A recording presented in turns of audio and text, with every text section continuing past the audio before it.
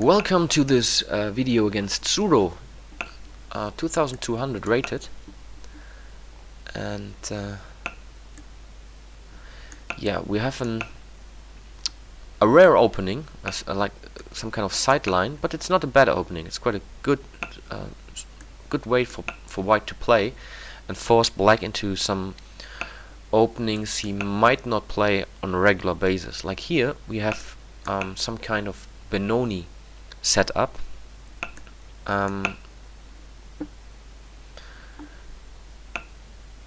Yeah, where I will now try to open up the center as quick as possible, and taking here on d5 is the idea.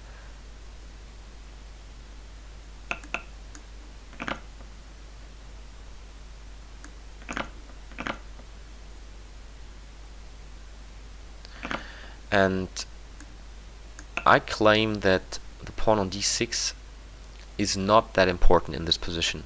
I think I have some counter chances here on the queen side. The white king is not that well protected, but on the other hand, my king is a bit lonely here on g7 as well. So this will become very sharp.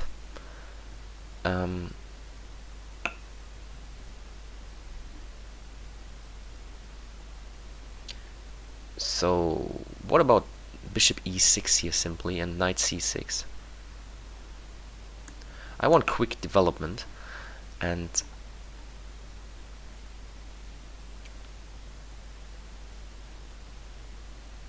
let's see if he takes here. So the idea is, if he takes, I play knight c6, and I can quickly put a rook on d8, exchanging here pieces on the queen side. So he avoids this trade. Maybe wanting to play, he does want to play queen c3, but I think the double pawn would be quite bad here. So okay, he doesn't mind.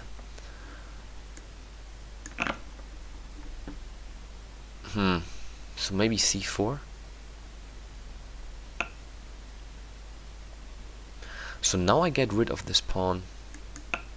This backward pawn was quite weak.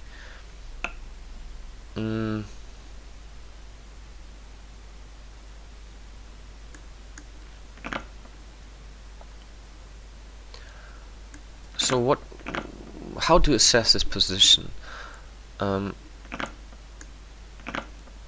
White has a bishop, but he has a double pawn here. So my knight on e5 is a very good piece, because it's not possible for white to attack this this knight. So I'm happy about exchanging pieces here. And okay, let's grab some white squares, and then just making some wait and see moves here. If he plays g4, I will just take. I wonder if I can play something like rook b6 here also.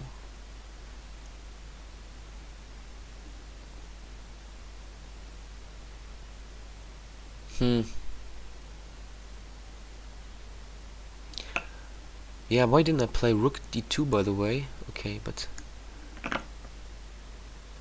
my idea now is that the knight is a bit stronger than the bishop. Although normally the bishop is better in an endgame. I think this is not true in this case here.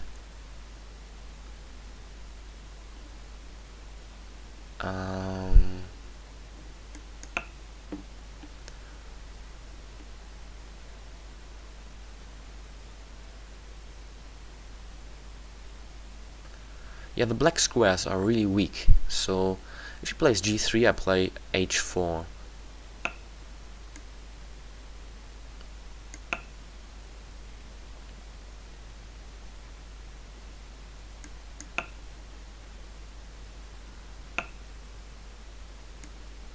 Okay, let's protect the pawn here. I don't see how he wants to improve now the position. I can play a6 maybe in b5, or a6 b6, and then jumping back to e5. I need just to take control that it's not possible for him to enter here. So now b6 and knight e5 is coming.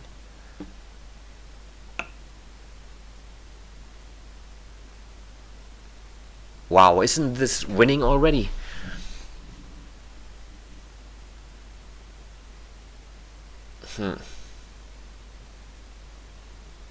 If I play knight e5, what is his plan?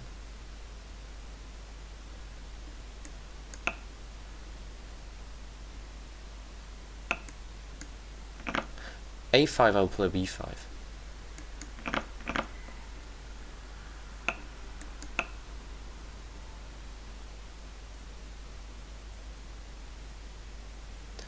And then I take here on e4.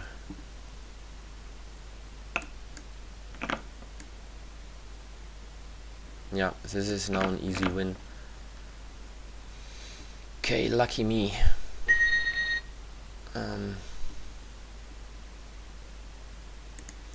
Yeah, I would like to play another game against him. Here in this game, I mean, what you could see is a difference in piece play, and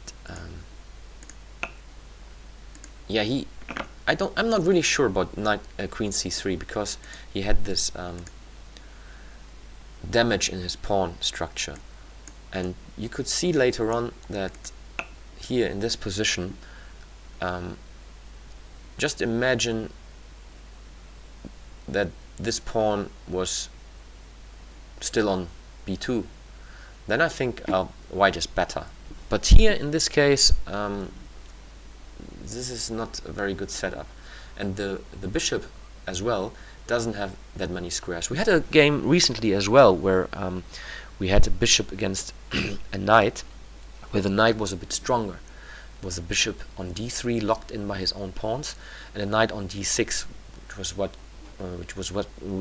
was quite active. And here we have something similar.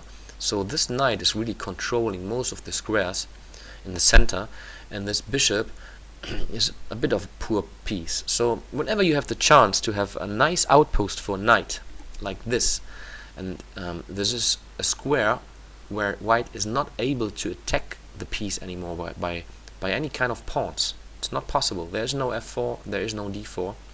So this is a very strong piece. Whenever you have something like this, try to occupy the square, especially if it's in the center, because this is really a strong place to be for a knight. Thanks for watching.